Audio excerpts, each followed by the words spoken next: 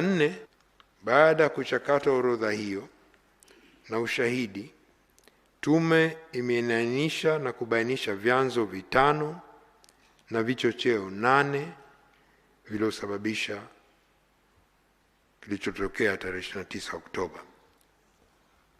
Kwa mujibu wa uchunguzi wa tume, ghasia za wakati na baada ya uchaguzi mkuu zinatokana na changamoto mbalimbali ambazo zimekuwepo katika jamii kwa muda mrefu bila kutatuliwa.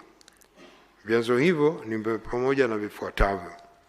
Mosi, yapo masuala ya kisiasa yanamjulisha madai ya katiba mpya, demokrasia katika mfumo wa vyama vingi vya siasa, malalamiko ndani ya vyama vya siasa, madai ya maboresho ya tume huru ya uchaguzi na mfumo mzima wa uchaguzi.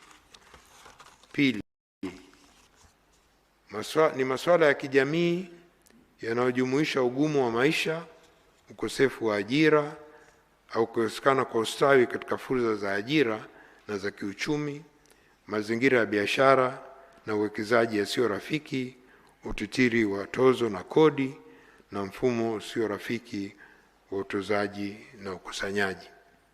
Tatu, ni masuala ya kijamii yanayojumuisha mmomonyoko wa maadili na kushuka kwa uzalendo, kutopatiwa ufumbuzi na majibu stahiki kwa kero katika jamii kama vile rushwa, ubadhirifu wa mali za umma na madai ya utekaji na kupotea kwa watu.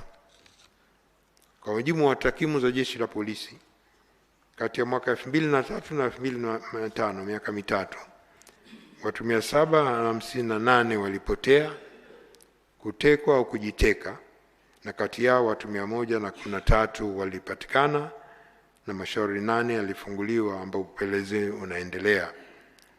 Hivyo kwa jumla ya watu 758 waliopotea, kutekwa au kujiteka kwa sababu mbalimbali, watu 445 hawajapatikana.